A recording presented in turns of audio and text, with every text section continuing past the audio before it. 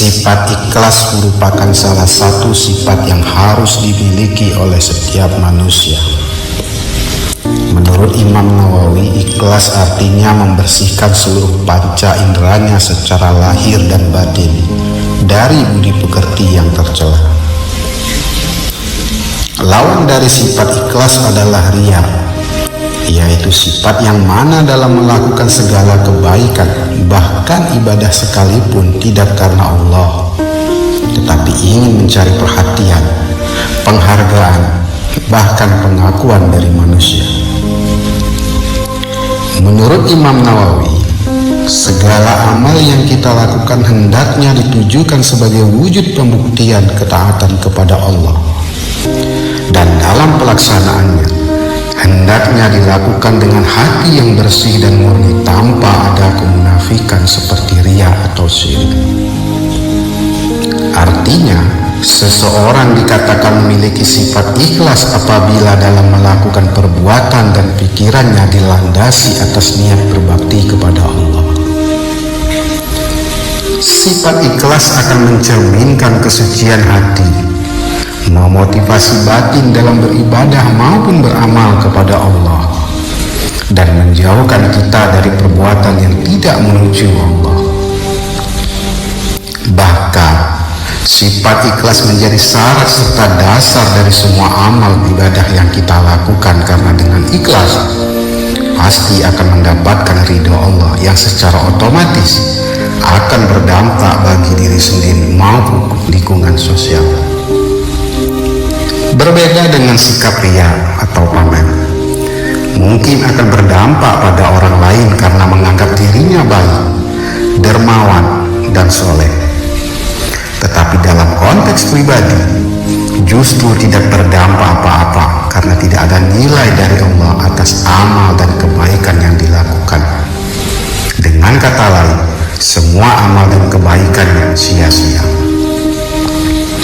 Salah satu ciri orang yang memiliki sifat ikhlas adalah dia akan merasa bahagia, senang orang lain lebih baik, lebih mulia akhlaknya dalam kebaikan dan amal, dan tidak ada rasa iri maupun dengki dalam melihat kesuksesan orang lain. Menurut Syekh Muhammad Nawawi yang Banten, ada 3 tingkatan atau level keikhlasan. Pertama, ikhlas dalam tingkatan paling tinggi, yaitu membersihkan perbuatan kita dari keinginan akan perhatian manusia. Maksudnya segala perbuatan kebaikan dan amal ibadah yang kita lakukan hanya orientasinya menuruti apa yang diperintah Allah semata. Keikhlasan pada level ini, dalam hati dan pikirannya tidak berpikir akan balasan atas kebaikan dan amal yang diperbuatnya. Bahkan tidak berpikir juga apakah dirinya nanti akan dimasukkan oleh Allah ke surga atau neraka. Hal terpenting baginya adalah ridho Allah. Jadi, keikhlasan pada level ini murni karena Allah dan tidak pernah mencari atau membutuhkan perhatian dan penilaian manusia. Contoh, bila kita melakukan kebaikan kepada orang yang dalam keadaan kesusahan, maka yang kita lakukan atas dasar karena perintah Allah untuk berbuat baik dan saling tolong-menolong. Jadi niatnya karena Allah. Kedua, level keikhlasan menengah.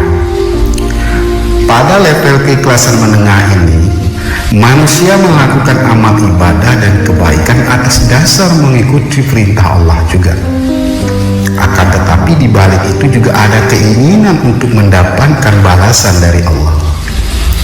Misalnya, berharap agar nanti dijauhi dari siksa neraka, berharap agar nanti bisa masuk surga. Nilai keikhlasannya tetap ada, akan tetapi belum bersungguh-sungguh untuk ikhlas. Dan hal ini sebenarnya juga tidak dilarang karena Allah dan Rasul pun memberikan motivasi kepada kita untuk melakukan kebaikan dan amal ibadah untuk mendapatkan pahala dan kebahagiaan, khususnya di akhirat nanti. kita mau menyadari, tanpa hal seperti itu pun Allah akan memberikan balasannya. Harusnya ibadah kita tidak hanya untuk diri kita sendiri, tetapi niatkan semata-mata untuk Allah. Ketiga, dan ini level keikhlasan yang paling rendah. Pada level ini, orang melakukan amal ibadah dan kebaikan karena Allah dengan harapan agar Allah berikan balasan kebahagiaan, kenikmatan, kesenangan yang bersifat duniawi. Misalnya, beramal dan berbuat baik dengan harapan agar Allah mempermudah rezekinya dan bisa terhindar dari hal-hal yang kurang baik. Artinya apapun ya ibadahnya, tetap ada ikhlasan karena Allah, hanya dibalik ada keinginan untuk mendapatkan balasan dari Allah yang bersifat duniawi. Memang tidak mudah bagi manusia untuk mencapai pada titik keikhlasan yang sempurna dalam amal dan ibadahnya.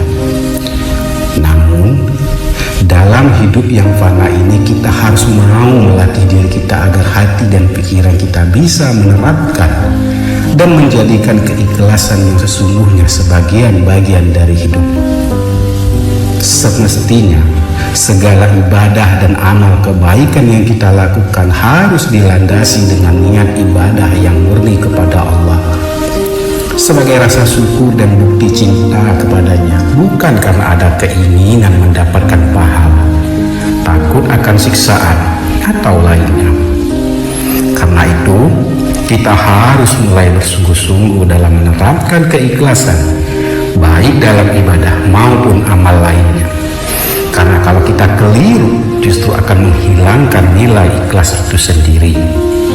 Seperti pesan Imam Al-Ghazali, setiap manusia akan binasa kecuali orang yang berilmu, dan orang yang berilmu akan binasa kecuali yang beramal dengan ilmunya.